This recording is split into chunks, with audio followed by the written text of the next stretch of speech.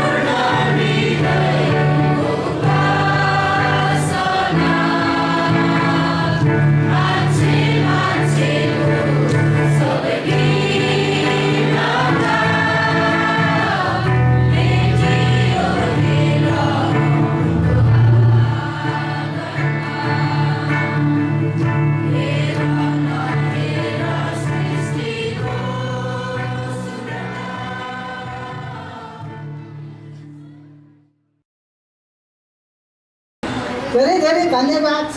मेरो 8 महिनापछि मेरो सिक्री भेटाएकोमा सबै मेरो परिवारले पुरानो प्रत्येकमा धेरै धन्यवाद छ। मेरो आँसु सबै परमेश्वरले बहुत खुसी दिनुभएको छ। मेरो आँसुको सिरानी भिजेको पनि परमेश्वरले देख्नुभएको छ। मलाई धेरै धन्यवाद छ। येशूको नाममा प्रभु धन्यवाद छ। सबैलाई जमसी तपाईहरु पनि आपसमा प्रार्थना गर्नुहोस्। र पहिला हामी रोगीहरूको बिरामीहरूको लागि प्रार्थना गर्नेछौँ। तपाईँ जतिजनालाई प्रार्थनाको खाँचो छ भने हात चाल्नु होला। हात चाल्नु भएको बिरामी चाहिँ उभिनुहोस्। अनि मैले भन्नु बिर्सिनुभन्दा अगाडि आज बारको सङ्गति हुन्छ है। बार बस्दिनु होला। कमल बा आउनु भएको छ। आज हुन्छ नि होइन? आज बार बस्दिनुहुन्छ है सङ्गतिपछि। हुन्छ बिरामी जति तपाईँलाई जहाँ समस्या छ त्यहाँ हात राख्नुहोस्। अनि हात राख्न नमिल्ने ठाउँमा समस्या छ भने चाहिँ टाउकोमा हात राख्नु होला। र अवश्य प्रार्थना गरौँ। अरूले बिरामीतिर हात बढाउनु सबैसँग प्रार्थना गरौँ। परमेश्वर पिता हामी तपाईँलाई धन्यवाद दिँदछौँ किनकि तपाईँले आफ्नो मुक्तिको योजनामा हाम्रा सबै पापहरूलाई क्षमा गर्नुका साथै सबै रोग बिमारलाई पनि निको पारिदिनु भएको छ। यसै कारण प्रभु हामी प्रार्थना गर्छौँ तपाईँका छोराछोरीको शरीरमा जे जति रोग बिमारहरू, शैतानका आक्रमणहरू, तन्त्रमन्त्रका श्रापहरू, शारीरिक दुर्बलताहरू, अनि प्रेसर, सुगरहरू अनि जे जति रोग छ ती सबैलाई हामी येशूको नाउँमा निस्कने र येशूको खुट्टाको चोटमा सबै रोगहरू निको भइसकेको घोषणा गर्छौँ। प्रभु प्रत्येकलाई तपाईँको रगत लगाउनेछौँ। तपाईँको चङ्गाई र छुटकाराको घोषणा गर्छौँ येशूको नाममा।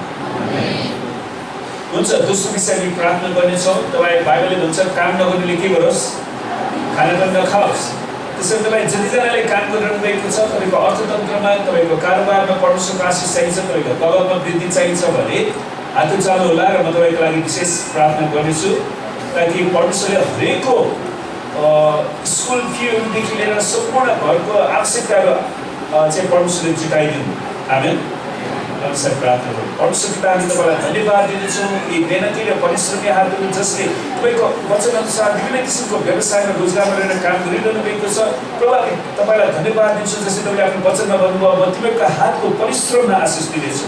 प्रभु यी हातहरूको परिश्रममा तपाईँ प्रशस्त पैसा आशिषको उन्नति दिनुहोस्। हरेकको फसेको पैसाहरू उठ्न सकोस् प्रभुजी। हामी प्रार्थना गर्छौँ प्रभु हरेकको तलबमा वृद्धि गराइदिनुहोस्। अनि हामी प्रार्थना गर्छौँ हरेकको कारोबारको भोल्युममा वृद्धि गराइदिनुहोस् पिता। अनि तपाईँसँग प्रार्थना गर्छौँ हरेकको जतिजनाको बालबच्चाको स्कुल फीहरू तिर्नु छ प्रभु तपाईँले जुटाइदिनुहोस् किनकि तपाईँ यावेले परमेश्वर हुनुहुन्छ।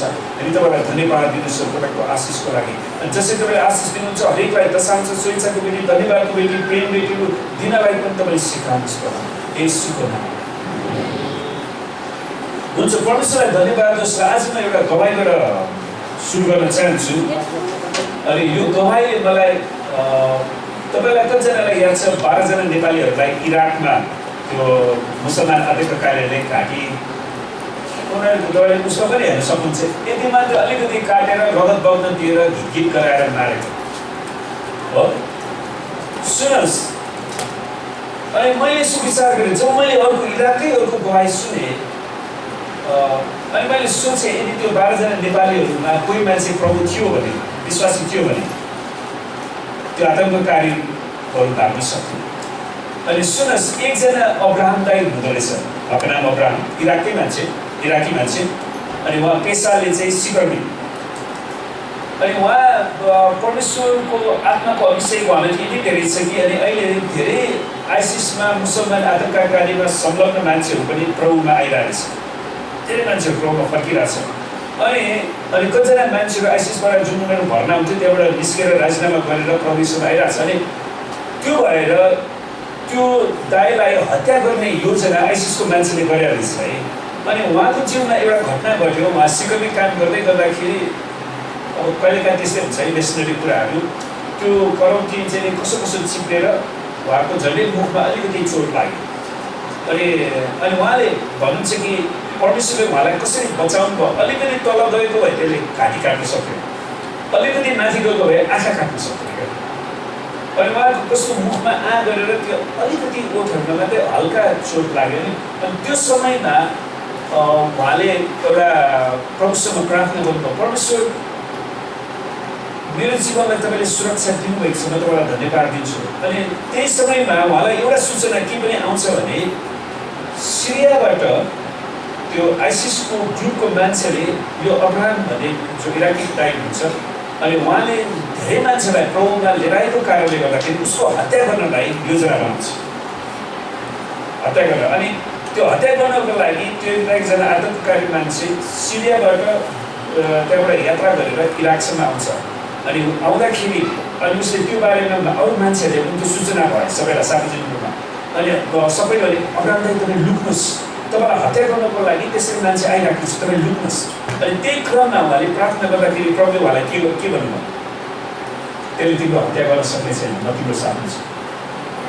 आमेन अनि लास्टमा त्यो मान्छे घर खोजेर उहाँ आयो अनि परमेश्वरको आत्माले उसलाई कहिले देखाउनु भयो कि त्यो मान्छे बाहिर छ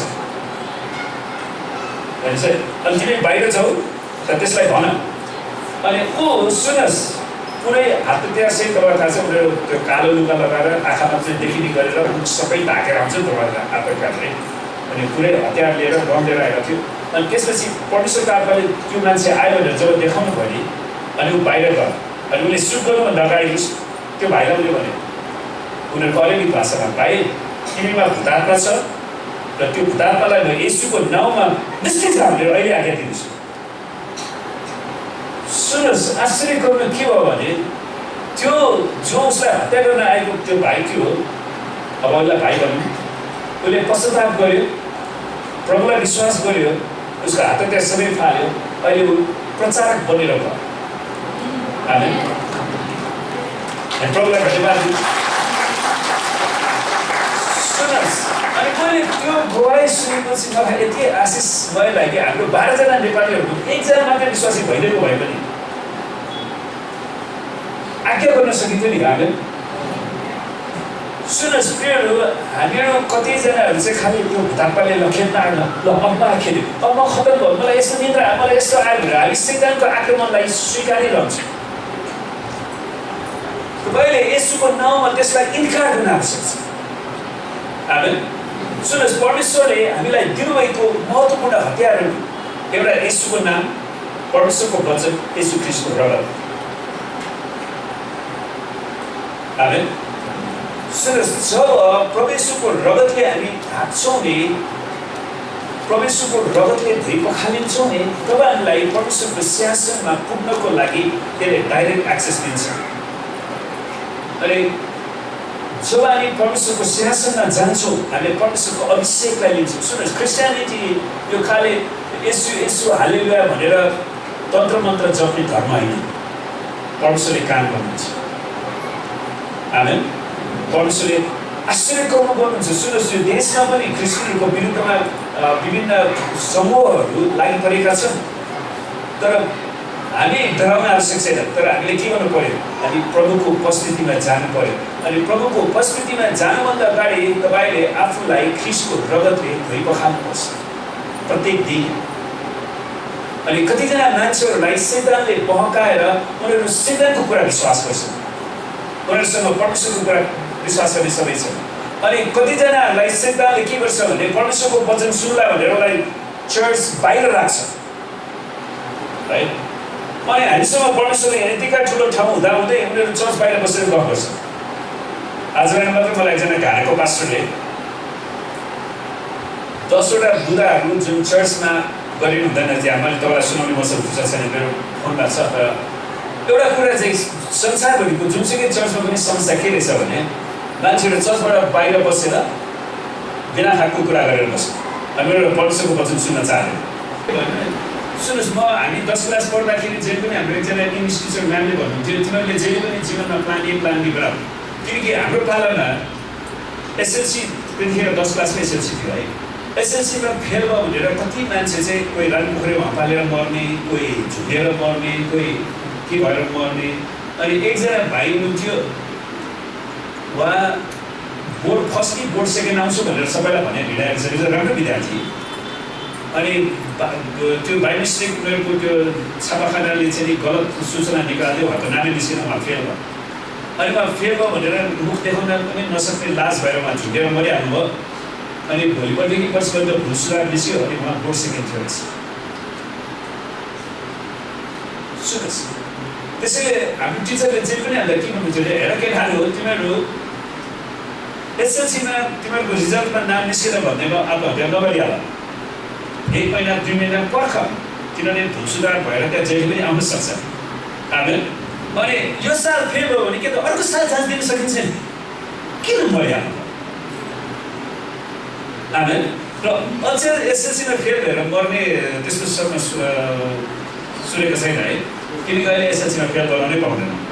ग्रेड मात्रै ABCDEE पुऱ्याइदिन्छ, त्यति नै हो, फेल कोही पनि हुँदैन अहिले। र प्रभुलाई धन्यवाद होस्। त्यसैले हामीहरूको हरेकको जीवनमा कुनै न कुनै कुरामा तपाईँले प्लान A प्लान B बनाउनुहोस् क्या। व्यापारमा पनि यो चलेन त्यो गर्नुहोस्, त्यो भएन त्यो गर्नुहोस्। यो जहिले पनि हामीले अर्को कुरा ल्याउँछ। अनि कहिलेकाहीँ परमेश्वरले दिनुभएको बाटो फरक हुनसक्छ, हामीले अर्कै बाटो अप्नाइरहेको हुनसक्छ। अनि परमेश्वरले हामीलाई उहाँको मार्गमा ल्याउनुको लागि त्यो अरू कुरामा असफल बनाइदिनुहुन्छ, ठिक मार्गमा ल्याउनुको लागि। त्यसैले हामीले त्यो कुरामा म असफल भयो भनेर चिन्ता गर्नु हुँदैन, किनकि सायद त्यो परमेश्वरको इच्छा नै थियो। उहाँले हामीलाई दिनुभएको अर्को जुन मार्ग छ त्यहाँ लिएर आएर उहाँले हामीलाई सफल व्यक्ति बनाउन चाहनुहुन्छ। आमेन। र हामीले गएको हप्तामा समयमा हेरेका थियौँ कि येशू ख्रीष्टको रगतको प्रकाशको बारेमा। र आज हामी विशेष गरी हेर्दैछौँ येशू ख्रीष्टको रगत 7 चोटि छर्किएको थियो, 7 चोटि। र त्यसलाई आज हामी अलिकति अध्ययन गर्नेछौँ, किनकि येशूको रगत हाम्रो लागि एकदमै बहुमूल्य कुरा हो। हामीलाई शुद्ध र पवित्र पार्ने परमेश्वरले दिनुभएको महत्त्वपूर्ण रगत येशूको रगत। आमेन। बोका र पाठाको रगतले हामीलाई दिन सक्दैन, तर येशू ख्रीष्टको रगतले हाम्रो पापलाई दिन सक्छ। अब कतिजना मान्छेहरू मूर्ति पूजा, तन्त्र मन्त्र, भोक्सी विद्याहरू त्यसको कुरामा संलग्न हुन्छ। ती सबै कुराबाट छुटकारा पाउनलाई पनि येशूको रगत चाहिन्छ, किनकि येशूको रगतले हामीलाई सबै पापबाट शुद्ध पार्न सक्छ। र येशूको रगतले हामीलाई परमेश्वरको सन्तानले हक दिँदछ।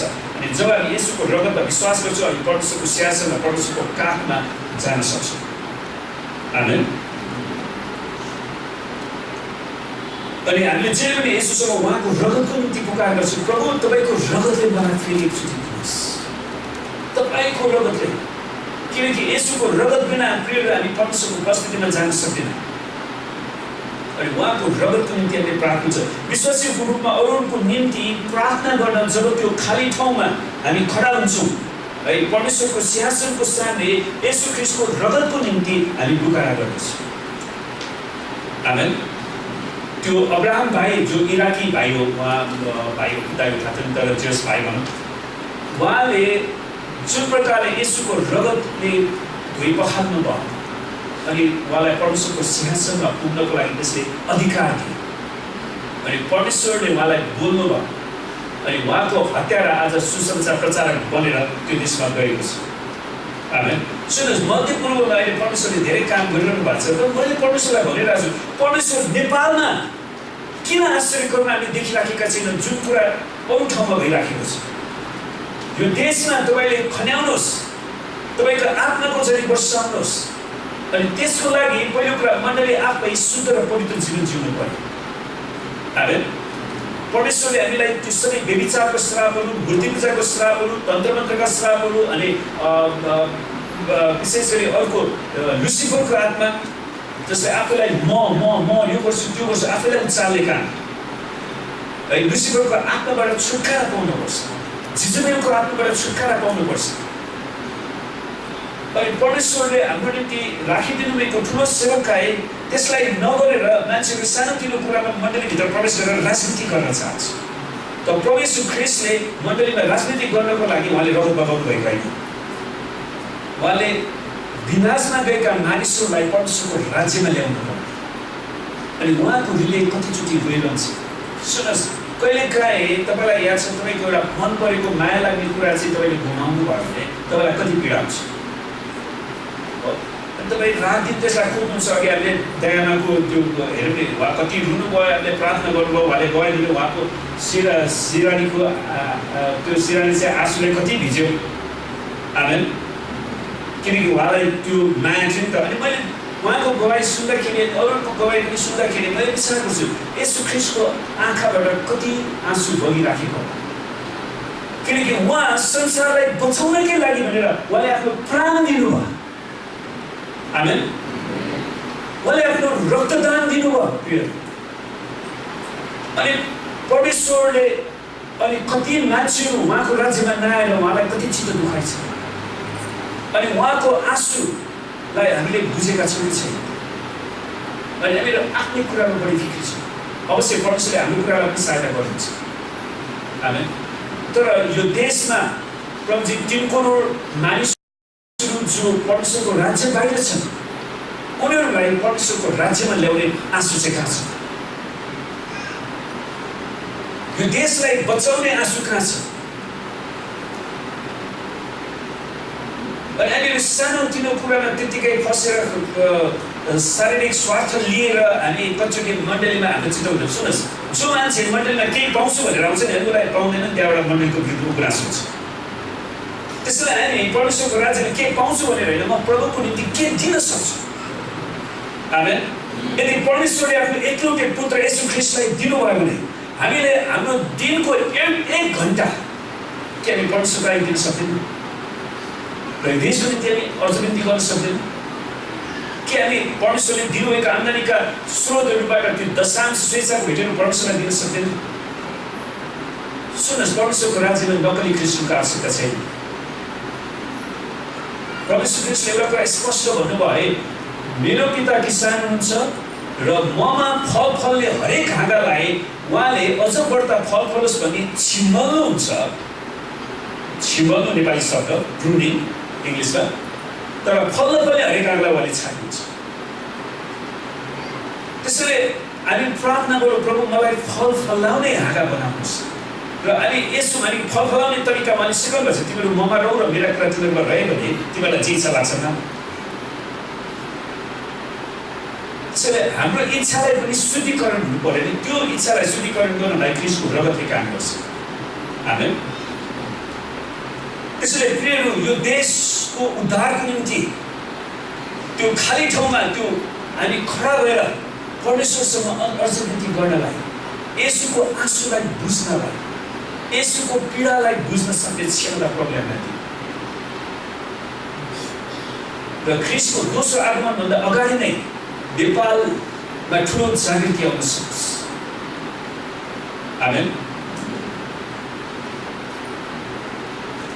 त्यसै कारणले हामी येशूको ख्रीष्टको रगतको निम्ति पुकारा गर्छौँ, किनकि हाम्रो पापको ज्याला मृत्यु हो।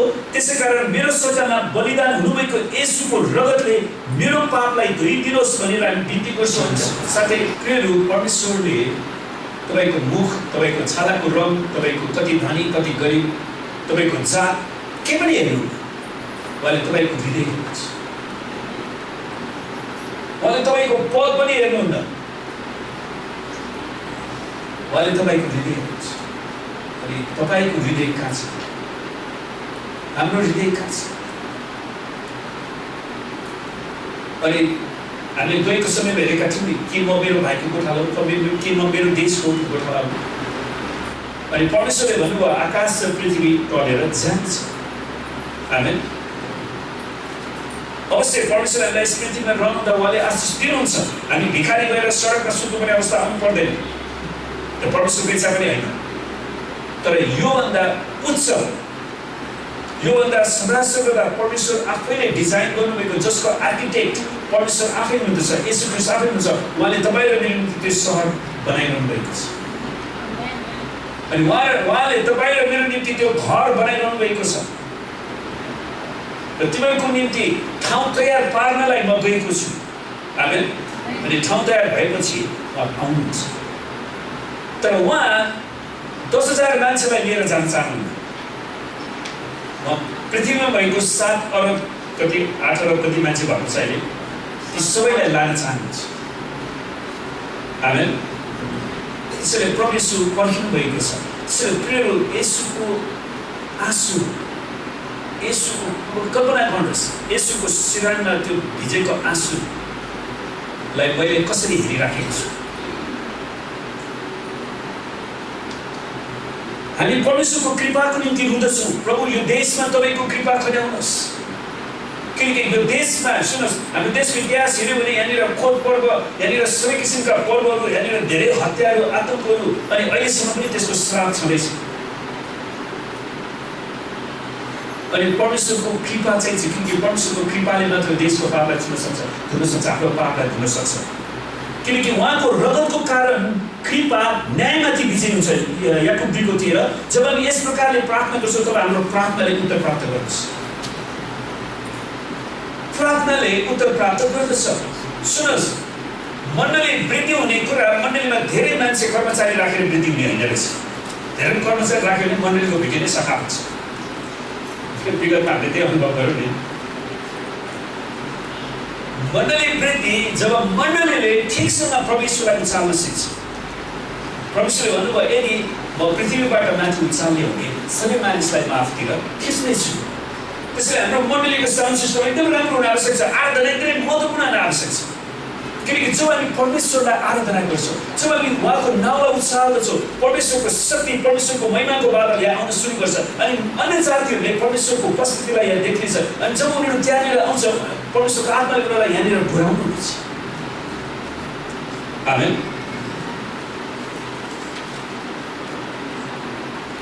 त्यो कुराको लागि हामी तयार हुनुपर्छ। अनि परमेश्वरले त्यो कुरा प्रतिज्ञा गर्नुभएको छ आफ्नो वचनमा। हामीले थुमाको रगत र आफ्नो गवाईको वचनको कारण त्यस शैतानलाई जितेका छौँ। प्रकाश 12:11। आमेन। हाम्रो दिनलाई मैले हिजो प्रार्थना गरेको थिएँ। अनि अस्तिको हप्ता ग्रहण गरेर जानुभयो। फेरि शैतानले रात पनि दुःख दिएछ। अनि विवाहको प्रार्थनामा आउनुभयो उहाँ दिदी। अनि उहाँलाई फेरि हामीले प्रार्थना गऱ्यौँ, येशूको रगतले धोएको खाल्यो भने आज राति तपाईँ सुत्नु भएर सुत्नुमा दिने साँच्चीकै कि ख्याल अहिले उहाँको अनुहार पनि हँसिलो छ, त्यसैले भएको साँच्चीकै सुत्नु भएर पनि हँसिलो भएको। सुन्नुहोस्, जब ख्रिस्टको रगतले तपाईँको सम्पूर्ण कुरालाई धोइ पखालिन्छ नि, परमेश्वरको आत्मा त्यतिखेर आउनुहुन्छ। अनि परमेश्वरको आत्मा हो शान्तिको आत्मा, हो अनुग्रहको आत्मा, हो दयाको आत्मा, हो प्रेमको आत्मा हो। अनि उहाँले तपाईँलाई चङ्गाइदिनुहुन्छ, आनन्दले भरिदिनुहुन्छ। आमेन। अनि तपाईँले पूर्ण छुटकारालाई अनुभव गर्नुहुँदछ। त्यसै कारण परमप्रभुले छुटकारा दिनुभएकाहरूले यसै भन्नुहुन्न, जसलाई उहाँले बैरीहरूको हातबाट मोल तिरेर छुटाउनु भयो। भजन सङ्ग्रह 107:2। जसलाई उहाँले बैरीहरूको हातबाट, उहाँले शैतानको शक्तिबाट आफ्नो मोल तिरेर उहाँले हामीलाई छुटकारा दिनुभएको छ। अनि त्यो छुटकारा नेपालीहरूको हरेक घर घरमा दैलो पुर्याउने अधिकार तपाईँ मलाई छ। आमेन। अनि त्यसको लागि हामीले प्रार्थना गर्नुपर्छ। परमेश्वर शैतान र संसारको सामने सबैभन्दा शक्तिशाली बिन्ती र प्रार्थना येशू ख्रिस्टको रगतको माग गर्नु। संसारको सबैभन्दा शक्तिशाली प्रार्थना, प्रभु तपाईँको रगतले यो मण्डलीलाई धुनुहोस्। यो मण्डलीका हरेक सदस्यको पापलाई तपाईँको रगतले धुनुहोस्। किनकि जबसम्म हामी हाम्रो हृदयमा पाप लिएर बसिरहन्छौँ नि, हामी परमेश्वरको उपस्थितिमा जान सक्दैनौँ। अनि हामी खालि नक्कली ख्रिस्ट, अनि तपाईँ प्रार्थना गरी केही पनि सुनाउँदैन, काम हुँदैन। किनकि पहिलो कुरा तपाईँको समाधान गर्नुपर्ने कुरा समाधान भएको छैन, प्रस्ताव गरिनुपर्ने कुरा गरिएको छैन।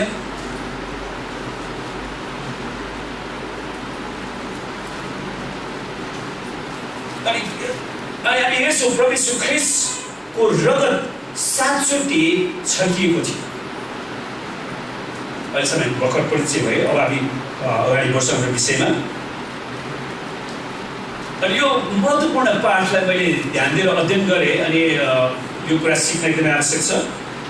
हाम्रो सर्वोच्च प्रधान पुजारी येशू ख्रिस्टले अनन्तसम्म हाम्रो पाप क्षमा गर्नको निम्ति 7वटा भिन्दा भिन्दै समयमा उहाँले आफ्नो रगत बगाउनु भयो। तपाईँले कहिले विचार गर्नुभएको थियो 7 चोटि? किन 7 चोटि बगाउन आवश्यक पर्यो त? किनकि नम्बर 7 पूर्णताको नम्बर हो। 7 नम्बर पूर्णताको नम्बर हो। यी कुरालाई मनमा राखेर हामी परमेश्वरको थ्रुमा येशू ख्रिस्टको बलिदानको विवरणलाई अब हामी अध्ययन गरौँ। तर नम्बर 1, सुन्नुहोस्, उहाँले कुन 7 चोटि कुन बेलामा रगत बगाउनु भएको थियो? पहिलो उहाँको पसिना रगतमा पर्न गएको थियो। आमेन। उहाँको पसिना रगतमा पर्न गएको थियो। क्रुसमा काटी ठोकिनुको अघिल्लो रात येशूको निम्ति अझ पीडादायी समय थियो। उहाँ गेतसेमनीको बगैँचामा हुन्थ्यो।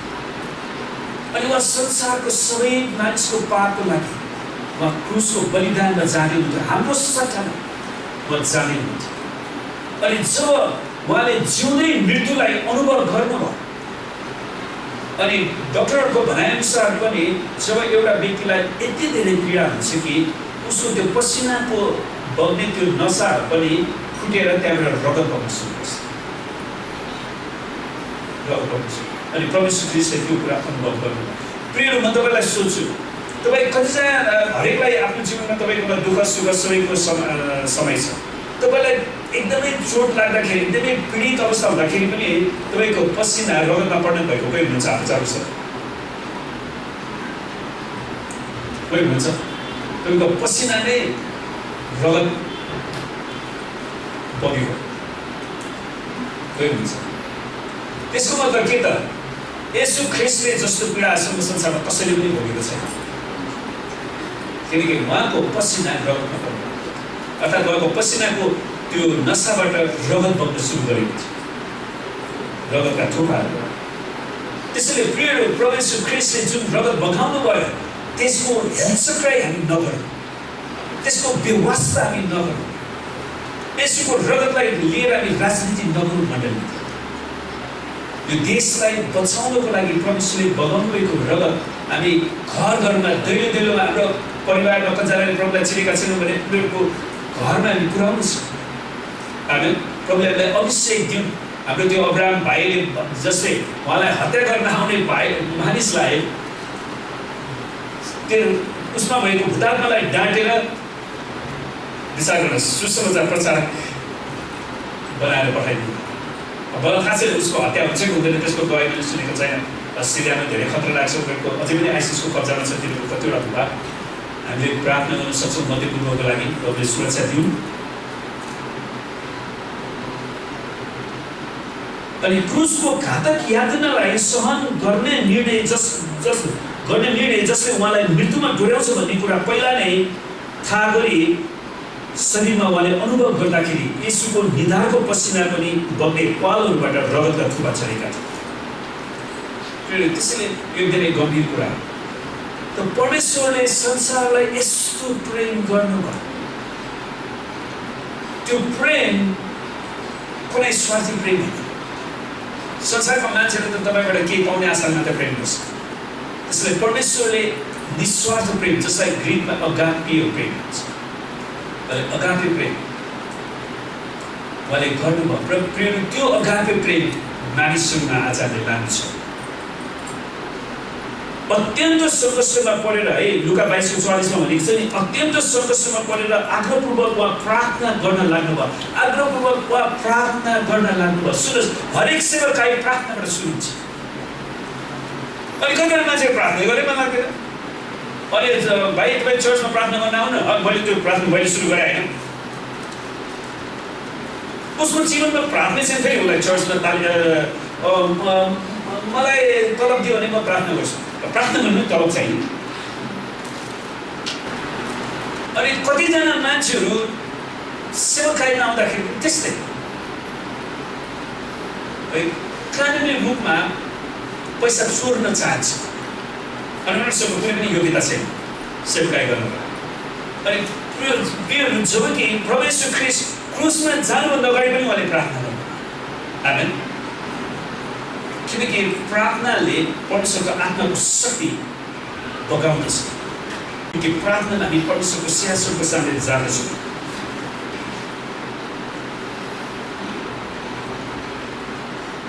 अनि उहाँ अत्यन्त सङ्घर्षमा परेर आग्रहपूर्वक उहाँ प्रार्थना गर्न लाग्नुभयो र उहाँको पसिना रगतका ठुला ठुला टुक्रा जस्तै जमिनमा खसिरहेका थिए।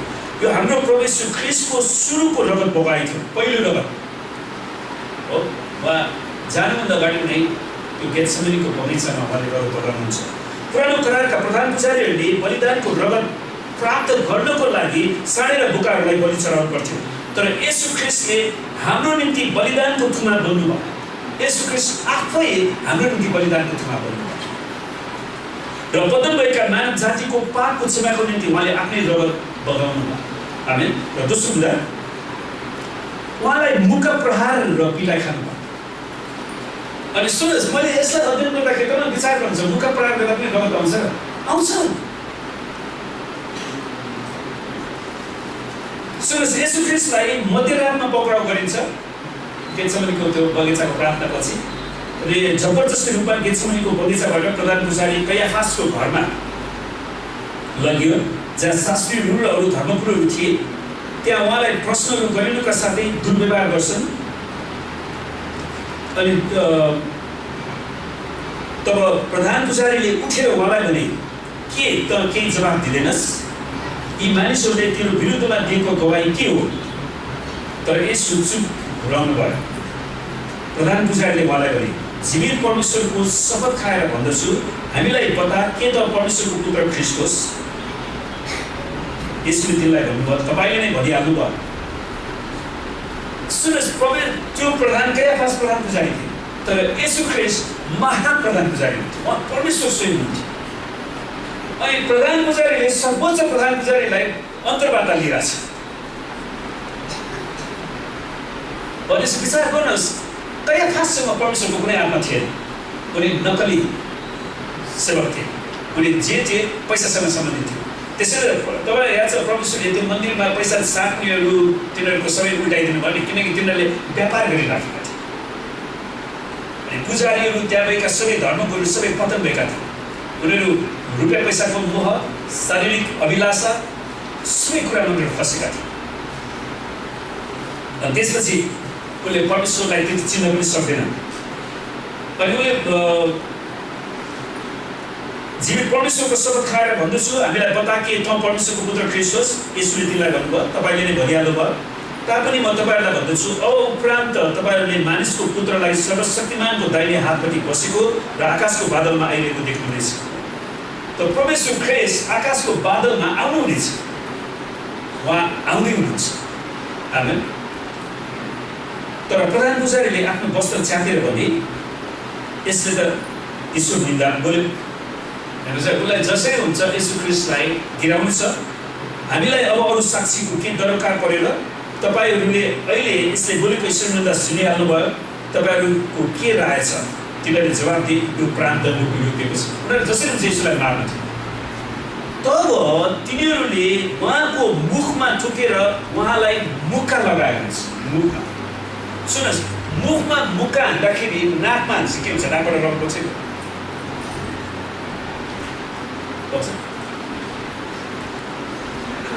बक्स भएको हुन्छ।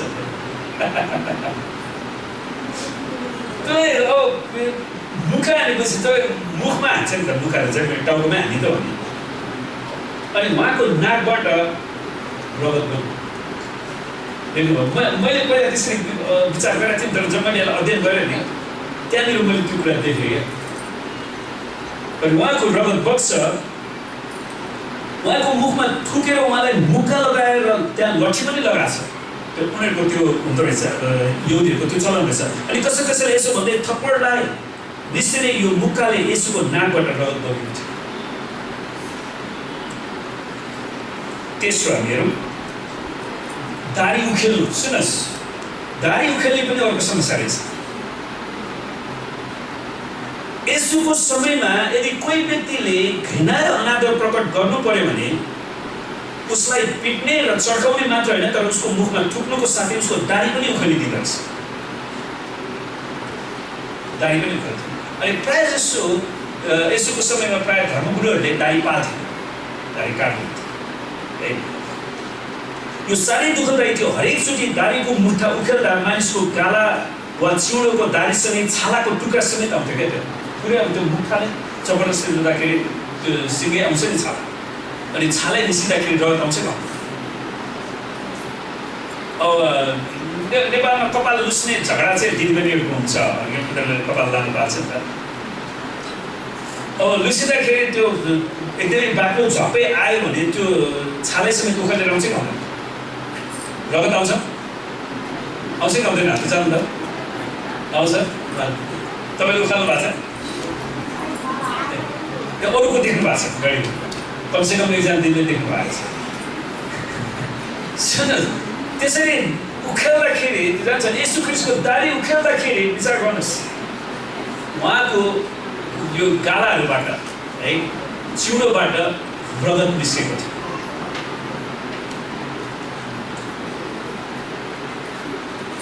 अनि त्यो दाढी समेत छालाको टुक्रा समेत निस्किन्छ, जसको कारण येशूको अनुहारबाट रगत बगेको थियो है। यो किसिमको अनादर येशूको जीवनमा घट्यो, किनकि यशाया अगमवक्ताले भनेका छन्, यशाया 50:56बाट दिएको छु यो, मैले मेरो पीठ मलाई पिट्नेहरूलाई र दाढी लुस्नेहरूलाई, हेर्नुहोस् है, यशाया 50:56मा छ, दाढी लुस्नेहरूलाई मेरो गाला फर्काइदिए, उहाँले लुस्न दिनु, दाढी लुस्नेहरूलाई, यशाया 50:56, ठट्टा र थुकाइबाट मैले मेरो मुख लुकाइनँ। यसै कारण मसीहको स्वरूपबारे यशाया अगमवक्ता लेख्छन्, जसरी उसदेखि धेरैजना व्याकुल थिए, उसको अनुहार चिन्नै नसकिने गरी र उसको चेहरा मानिसको भन्दा पनि कुरूप बनाइएको थियो। यशाया 52:14। उहाँको दाढी उखालेर घाउै घाउ बनाएको थियो। चौथो हामी हेरौँ, उहाँको ढाडमा कोरा लगाएको थियो। अब कोराले रगत निकाल्छ कि निकाल्दैन? यशाया 53:5मा भनेको छ, तर ऊ त हाम्रा अपराधको निम्ति छेडियो, हाम्रा अधर्मको निम्ति उपेलियो है। रोमी शासनभित्र कोरा लगाइनुको अर्थ एउटा क्रूर कठोर दण्ड थियो है। कहिलेकाहीँ त कोरा हानेको व्यक्तिको मृत्यु समेत हुन सक्थ्यो। कोरा हान्दा नै त्यो कहिले मृत्यु हुन सक्थ्यो, किनकि कोरामा फलामको साना बलहरू, डल्लाहरू, चुच्चो घुच्चा, त्यो चुच्चो घुच्चा वा जनावरको हड्डीको चुच्चो घुच्चाहरू राखेको हुन्थ्यो। अनि एउटै कोरामा धेरै कुराहरू जोडेका हुन्थे। अनि यो दिनको माझमा कोरा हानेर दिने दण्ड एउटा सामान्य थियो। एउटाले चाहिँ प्रायः पुरानो करारमा पाउँछ 40 कोराले हिर्काउनु भनेर। अनि रोमी शासनमा अपराधीहरूलाई नाङ्गै पारिन्थ्यो, हेर्नुहोस् है, रोमी शासनमा। र छालाको कोरामा फलाम र हड्डीको डल्ला वा घुच्चा फिट गरेर त्यो कोराले हानिन्थ्यो। अनि विचार गर्नुहोस्, जब अनि उनीहरूले पुरै लुगा खोलेर त्यो अन्डरवेयर मात्रै लगाएर अनि पुरै नाङ्गो ढाडमा हानिदिन्छ भन्थ्यो। अनि प्रभु येशू ख्रीष्टलाई जब उनीहरूले कोरा हाने रोमी सिपाहीले, अनि त्यो कोरामा त्यो साधारण छालाको कोरा मात्रै थिएन, त्यसमा चुच्चे घुच्चाहरू है, फलाम हड्डीका घुच्चाहरू थिए। अनि त्यसले हिर्काएर तान्दाखेरि उहाँको छाला चाहिँ पुरै रगत तान्दैछ।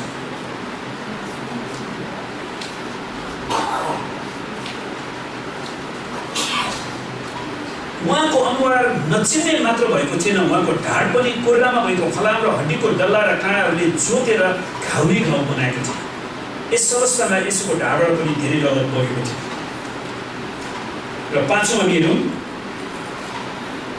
काँडाको मुकुटले उहाँको शिरलाई घुचेको थियो। सुन्नुहोस्, यो काँडाको मुकुट भनेको त्यो लामो लामो काँडा, तपाईँले देख्नु भएको छ? त्यो काँडाको नाम के भन्छ? त्यो लामो लामो काँडा भएको हुन्छ नि, हजुर, त्यो लामो लामो ठुलो काँडा भएको थियो, त्यसको त मुकुट बनाएको छ उनीहरूले त्यसलाई है, त्यो लामो लामो काँडा हुन्छ नि। अनि रोमी सिपाहीहरूले उहाँको गिल्ला गर्दै काँडाको मुकुट तयार पारे। उहाँ राजा हुनुहुन्छ भनेर राजाको मुकुट लाउनु पर्नेमा काँडाको मुकुट लगाइदिन्छ। अनि उहाँको शिरमा लगाइदिएका थिए, जसको घुचाइबाट उहाँको अनुहारमा रगत बग्यो। त्यो काँडा अब त्यसरी घुवाप हाल्दाखेरि त काँडाले त सबै छेड्छ नि। अनि त्यसरी उहाँको टाउकोबाट पनि रगत बगेको थियो। अनि तिनीहरूले काँडाको मुकुट गाँथेर उहाँको शिरमा लगाइदिएर उहाँको दाहिने हातमा निगालो दिएर उहाँको सामु घोडा टेकेर उहाँलाई यसो भन्दै उहाँको गिल्ला गरे, हे यहुदीहरूका राजा प्रणाम। हामीले गिल्ला गरे, जुन कुरा मत्ती 27:29 पाइन्छ। काँडाले उहाँको टाउकोलाई तीखो सियोले जस्तै घुचेको थियो, अर्थात् उहाँको खप्परको हड्डीलाई नै घुचेको थियो, अनि जसबाट रगत बगेको थियो। र छैटौँ, प्रभु येशू ख्रीष्टलाई क्रुसमा टाँगिनु। रोमी कोराको चोटले येशू ख्रीष्टलाई रगतम्य पारेपछि क्रुसमा फाँसी दिने ठाउँ यरुशलेम बाहिर, यरुशलेम सहर बाहिर, जसलाई अरामाइक भाषामा गलगथा भनिन्छ, जसको अर्थ हो प्लेस अफ स्कल वा खप्परको स्थान वा खप्परे ठाउँ भनिन्छ। त्यो डाँडा चाहिँ खप्पर जस्तै आकारको रहेछ क्या खास, त्यसै त्यसलाई प्लेस अफ स्कल वा खप्परे ठाउँ भनिन्थ्यो। ल्याटिन भाषामा चाहिँ त्यो खप्परलाई क्यालभारिया भनिँदो रहेछ ल्याटिन भाषामा, अनि इङ्ग्लिसमा चाहिँ त्यसलाई कल्भरी। त्यसैले कल्भरी भनेकै त्यो खप्परे ठाउँ है। अनि त्यस कल्भरी भनिने बलिदानको ठाउँमा जाने बाटोमा आफ्नो क्रुस आफै बोकेर हिँड्न बाध्य पारिन्छ प्रभु येशूलाई। अनि त्यहाँ चिल्लो नपालेको रफ त्यो काठलाई त्यतिकै रड्डा नलगाइकन, त्यो चिल्लो नपालिकन त्यतिकै उनीहरूले तयार गरेका थिए। र क्रुसको काठमा उहाँको हातमा र डाँडीमा र खुट्टामा चुच्चो फलामको काँटी ठोकिएको थियो।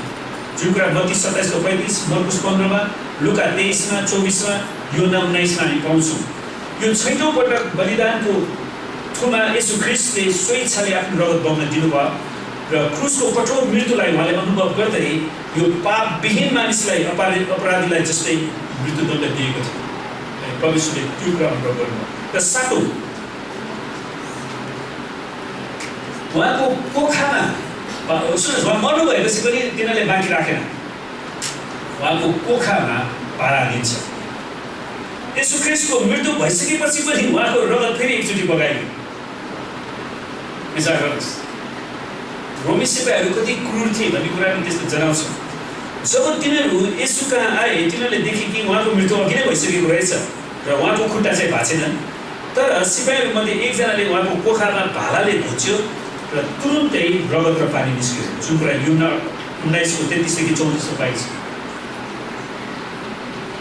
प्रभु येशू ख्रीष्टको मृत्युपछि पनि उहाँलाई भाला घुच्ने काम छ। यसरी उहाँले 7 चोटि उहाँको रगत बगाइनेछ।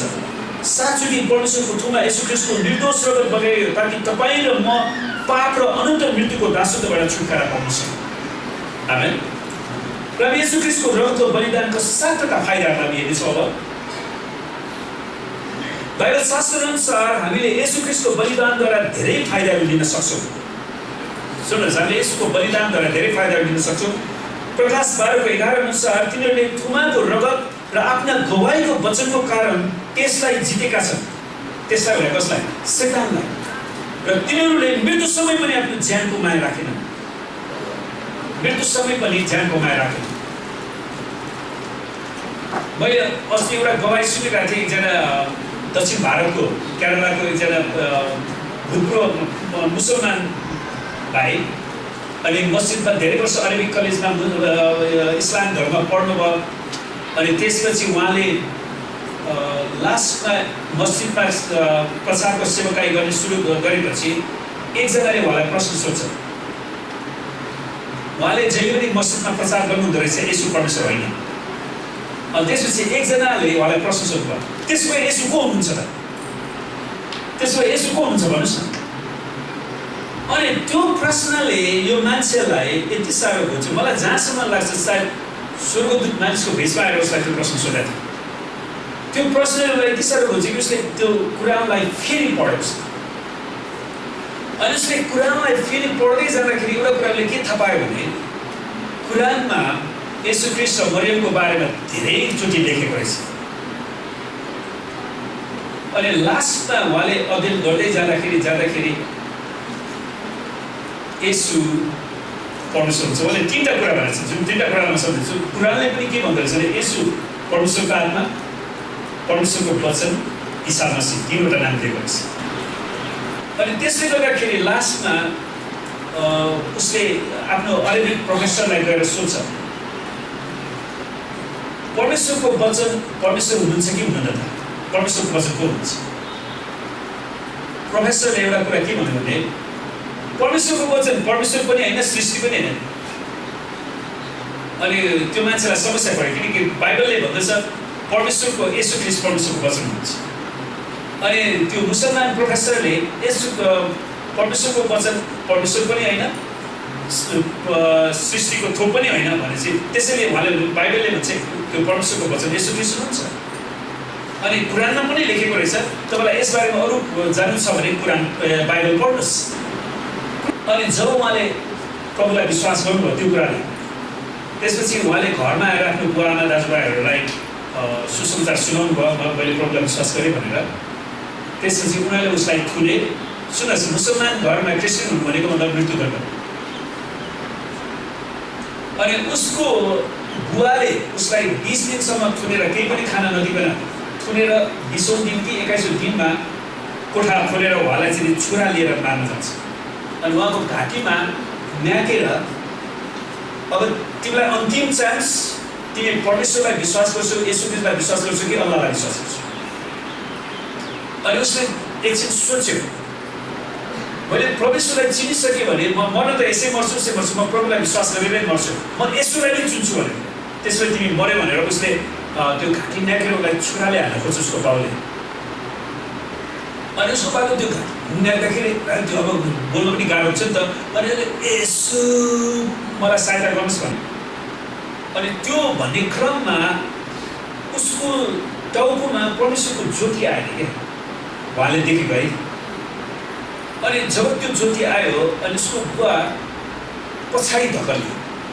अनि उसको बुवाले जुन छोरा हातमा लिएको छ नि त्यो छोरालाई मार्नलाई त्यसले उसको आफ्नै त्यो काटी पठायो क्या। अब त्यो सम्म त स्वर्गदूतलाई पुस गर्दाखेरि उसको हातले आफैले त्यो आफ्नो छाती काटी पठायो। अनि ऊ चिच्याएर कराउन थाल्यो। अनि दाजुभाइहरूले उसलाई बोलाउँदाखेरि ला उसको बुवालाई पो त्यसो भएर अनि तिनीहरूले चाहिँ आफ्नो बाउलाई हस्पिटल लाँदाखेरि तिनीहरूले उहाँलाई चुकुल लाउनलाई बिर्सिन्छ। अनि त्यो भाइ त्यहाँबाट निस्केर भागेर अनि एकजना ट्याक्सी ड्राइभरसँग ल्याएर अनि भन्दा क्रिस्चियन रहेछ त्यो भाइ ट्याक्सी ड्राइभर पनि। अनि उसले सुरक्षित ठाउँमा लगेर गऱ्यो। अनि उसको परिवारले उसको चिहानको चिन्ह समेत राखेको छ क्या। उसको जन्म यति मरेको यति भने जुन दिन उसले प्रब्लम गर्नुभयो त्यो बेलादेखि उसको मृत्यु भनेर त्यो ट्याक्सी ड्राइभर त्यताबाट जाँदाखेरि उसले त्यो फोटो खिचेर उसलाई पठाइरहेको छ। अनि उसले भन्छ मेरो चिहानले पनि त्यहाँ क्यानाडामा छ। सुन्नुहोस् प्रियहरू, जब एउटा मान्छेले परमेश्वरलाई चिन्छ नि उसले मृत्युसम्मै आफ्नो विश्वासलाई जोगाउँदछ। आमेन। भविष्यमा नेपालको अवस्था के हुन्छ हामीलाई थाहा छैन। शैतानले कतिको बहकाउँछ बहकाउँदैन प्रियहरू, त्यतिखेर साँचो विश्वासी को झुटो विश्वासी को भन्ने त्यतिखेर पनि थाहा हुन्छ। आमेन। त्यसैले गवाईको वचनको कारण त्यसलाई जितेका छन् र तिनीहरूले मृत्युसम्मै पनि आफ्नो ज्यान गुमाएर राखेन। उहाँले यो गवाई 18 वर्षपछि दिएको रहेछ। मध्यपूर्वमा पनि जानुहुन्छ, सुसमाचार प्रचार गर्नुहुन्छ। अनि उहाँले भन्नुभयो परमेश्वरले मलाई 18 वर्षसम्म जीवित राख्नु भएको छ भने परमेश्वरको इच्छा छैन भने कसैले पनि मलाई हत्या गर्न सक्दैन। आमेन। परमेश्वरले हामीलाई जीवित राख्नुको कारण आफ्नो लक्ष्य छ, आफ्नो उद्देश्य छ। जब हामी येशू ख्रीष्टको बलिदानको रगतले दिएका फाइदाहरूलाई घोषणा गर्दछौँ, अन्धकारको शक्तिमाथि उहाँको विजयलाई घोषणा गर्दछौँ, तब हामी ख्रीष्टको विजयमा हिँड्न सक्दछौँ। येशू ख्रीष्टको विजयमा हामी हिँड्न सक्छौँ। हिब्रू 12:24 अनुसार येशू ख्रीष्टले आफ्ना रगतद्वारा नयाँ करार स्थापना गर्नुभयो, साथै हाम्रा पक्षमा अन्तर्वृत्ति गरेर हामीसित त्यो रगतको करार बाँध्नु भएको छ। र उहाँले रगतको करार बाँध्नु भएको छ। त्यही रगतको करारले गर्दाखेरि हामी निरन्तर परमेश्वरको उपस्थितिमा गइरहन सक्छौँ, परमेश्वरको आशिषलाई अनुभव गरिरहन सक्छौँ। लेवी 17:11ले भन्छ किनकि जीवधारीहरूको प्राण त्यसको रगतमा हुन्छ। जीवधारीहरूको प्राण त्यसको रगतमा हुन्छ। यसै कारण ख्रीष्ट येशूको रगतमा मृत्युले विजय हासिल गर्न नसक्ने जीवन हामीले प्राप्त गरेका छौँ। त्यसैले प्रिय संसारको मृत्युले हाम्रो जीवनलाई लान सक्दैन। आमेन। जुन कुरा यसै यतिको 12:6 त्यो पनि देख्न सक्दछ। त पहिलो फाइदा हो क्षमा। येशू ख्रीष्टको रगतद्वारा मैले क्षमा पाएको छु। आमेन। शैतानले हामीलाई जतिसुकै दोष लगाए तापनि येशूको रगतले मलाई धोएको छ। म येशूको सामने शुद्ध र पवित्र बनाइएको छु। आमेन। त्यसैले हामीले निरन्तर त्यो कुरा घोषणा गर्छौँ। हिब्रू 9:22ले वास्तवमा व्यवस्था अनुसार रगतले प्राय सबै थोकलाई शुद्ध पार्छ र रगत नबगाइकन पापको क्षमा हुनै सक्दैन। अनि येशू ख्रीष्टको रगतले मेरो पापलाई क्षमा गरेको छ।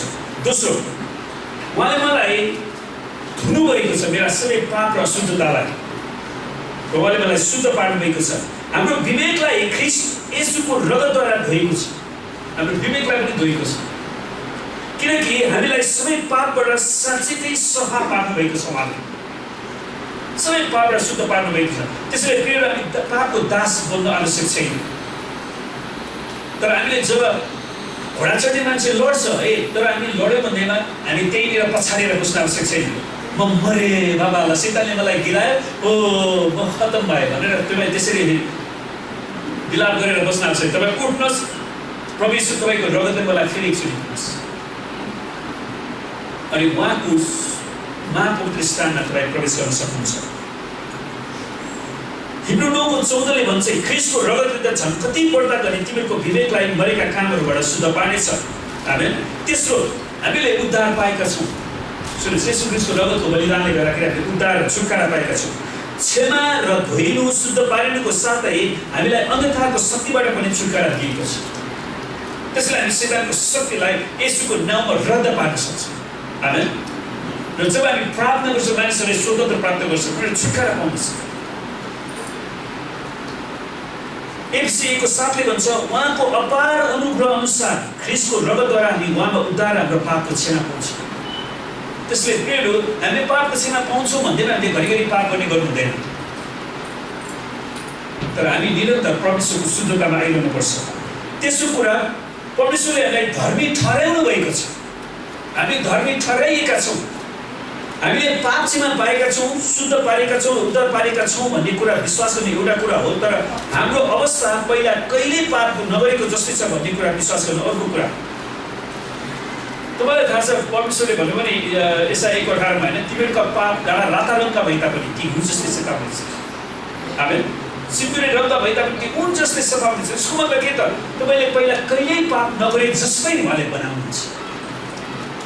आमेन। त्यसैले प्रियहरू हामी पुरानो कुरा सम्झेर आफूलाई धिक्कार बनाउन सक्दैन। सुन्नुहोस्, सबैभन्दा ठुलो कुरा यदि परमेश्वरले तपाईँलाई क्षमा दिनुभएको छ भने तपाईँ को हो आफूले आफूलाई दोष लगाउनु? आमेन।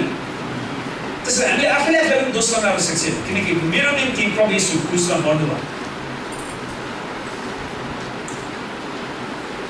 दोस्रो कोरिन्थी 5:21 भन्छ किनकि हामी उहाँमा परमेश्वरको धार्मिकता बन्न सकौँ भनेर पापै नचिन्नु हुनेलाई परमेश्वरले हाम्रो खातिर पाप बनाउनु भयो। सुन्नुहोस्, पापी र पापको फरक छ। उहाँ पाप बन्नुभयो भनेको के त? संसारको सबै पापलाई उहाँले आफूमाथि बोक्नु भयो। जस्तो फोहोर मैलाको कन्टेनर तपाईँले देख्नुहुन्छ नि, फोहोर मैलाको कन्टेनर आफै फोहोर हो त होइन नि, तर जब मानिसले त्यसमा फोहोर हाल्छ नि हामी त्यसलाई के भन्छ?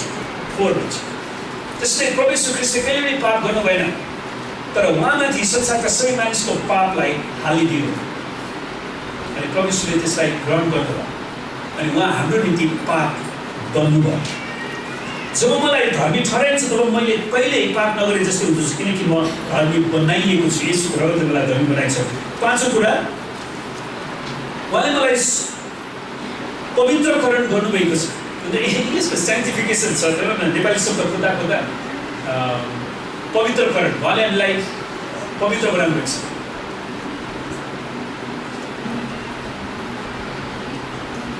तिनवटा शब्द, जस्टिफिकेसन, साइन्टिफिकेसन, ग्लोरिफिकेसन। परमेश्वरले हामीलाई न्यायी बनाउनु, हाम्रो पापलाई क्षमा गर्नुभयो, उहाँले हामीलाई पवित्र बनाउनु भयो अनि उहाँले हामीलाई अन्तमा परमेश्वरको घरमा लानुहुन्छ है। पवित्रकरण गर्नु परमेश्वरको उद्देश्यको निम्ति हामीलाई अलग ल्याउनु। पवित्रकरण गर्नु भनेको अलग, परमेश्वरको उद्देश्यको निम्ति अलग पार्नु। परमेश्वरको पवित्र उद्देश्यको निम्ति हामी अलग रहेका छौँ। त्यसैले प्रियहरू त्यो उद्देश्यलाई हामी खोजी गर्नुपर्छ। अब हामी भन्न सक्दछौँ कि हामीलाई पवित्र बोलाउको निम्ति अलग पारेको छ। हरेक विश्वासी परमेश्वरको निम्ति अलग गरिएको विशेष भाँडा, परमेश्वरले अलग गर्नुभएको एउटा विशेष भाँडा हुन्छ। यसुको रगतले मात्र यसलाई सम्भव पार्न, यो कुरालाई सम्भव पार्न सक्छ। उहाँकै कारण हामी सोझो र साँगुरो बाटोमा हिँड्न सक्दछौँ। मत्ती 7:34 भन्छ किनभने जीवनमा पुर्याउने ढोका साँगुरो हुन्छ र बाटो कठिन हुन्छ, जसले चाहिँ जीवनमा पुर्याउँछ र त्यो भेटाउने थोरै नै हुन्छ। त्यसैले जीवनको बाटो मैले त्यो बाटो चाहिँ साँगुरो बाटो। आमेन। छैटौँ, र परमेश्वरले हामीलाई शान्ति दिनुभएको छ। अब हामी शान्तिलाई त्यति राम्रो बुझ्दैनौँ थियोलोजिकली।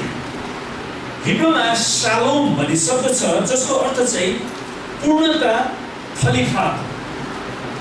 हामीले पूर्णता प्राप्त गर्नु, खलिफात हुनु अनि सबै किसिमको विघ्न बाधाबाट स्वतन्त्र हुनु, त्यो चाहिँ हो शान्ति। यसुको रगतको कारण हामीले सिद्ध शान्ति प्राप्त गर्न सक्दछौँ। हामीले लड्नुपर्ने लडाइँहरू धेरै नै छन् तापनि त्यसको नतिजा कल्वरीको बलिदानले निर्धारण गर्छ र परमेश्वरले उहाँको क्रुसको रगतद्वारा शान्ति गराएर पृथ्वीको होस् वा स्वर्गको होस् उहाँद्वारा नै सबै थोकलाई आफूसँग मिलापमा ल्याउनु भयो। कलसिएको 20 सबै कुरालाई आफैसँग मिलापमा ल्याउनु भएको छ। त्यसैले आज हाम्रो सेवकाई पनि के हो त? मानिसहरूलाई परमेश्वरमा मिलाप गर्नु हो। हामी सबै दुष्ट मानिससँग मिलाप गर्न जानु भनेको होइन, उनीहरूलाई परमेश्वरमा मिलाप गर्नलाई बोलाव दिनु।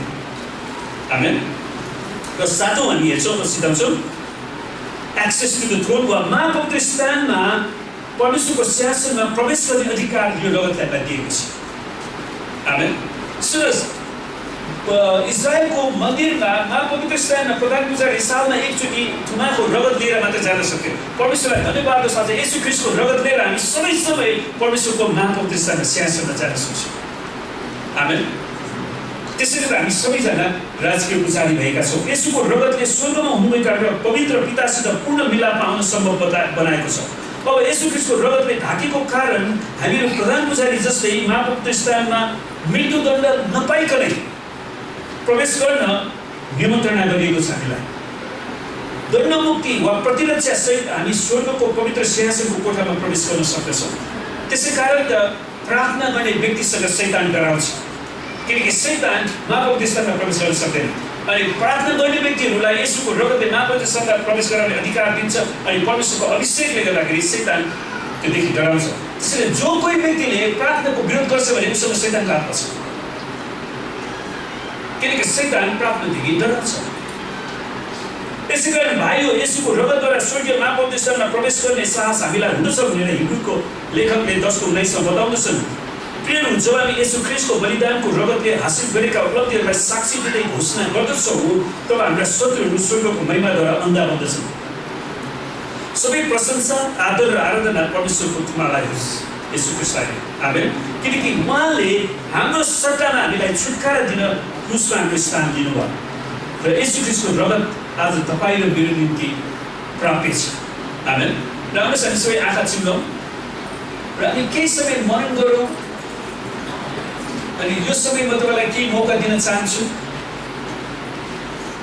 तपाईँको जीवनमा अझै पनि धुनुपर्ने क्षेत्रहरू छन् भने ख्रीष्ट येशूको रगतले तपाईँको विवेकलाई, तपाईँको हृदयलाई, तपाईँको विचारहरूलाई धुन आवश्यक छ भने प्रभुसँग भन्नुहोस्, प्रभु येशू तपाईँको रगतले मलाई फेरि एकचोटि दिनुहोस्, मलाई फेरि एकचोटि शुद्ध र पवित्र बनाउनुहोस्।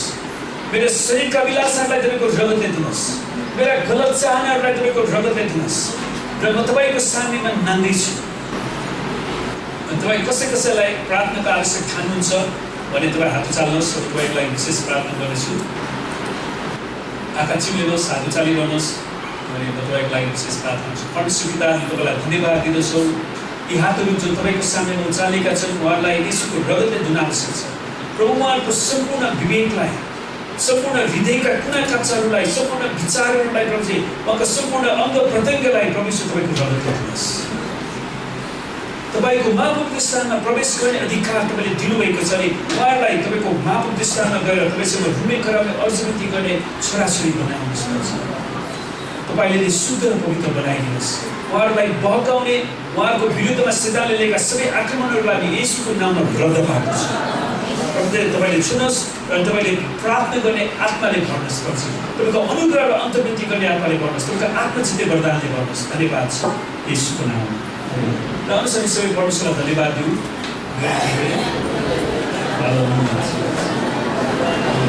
परमेश्वर पिता, हामी तपाईँलाई धेरै धन्यवाद दिँदछौँ कि तपाईँले हामी जस्तो तुच्छ पापीहरूलाई यति धेरै प्रेम गर्नुभयो, आफ्नो एकलौटे पुत्र येशू ख्रीष्टलाई दिनु। परमेश्वर, तपाईँलाई धन्यवाद दिँदछौँ। तपाईँले हाम्रो निम्ति कतिचोटि रगत बगाउनु जसको बारेमा हामीले हेरेका छौँ। प्रभु, साँच्चै नै तपाईँको बलिदानलाई हेलचकाइ नगर्नलाई, हरेकलाई गम्भीर रूपमा लिनलाई तपाईँले सिकाउनुहोस्। तपाईँले सहायता गर्नुहोस्। प्रभुजी, हामी तपाईँसँग बिन्ती गर्नुहोस्।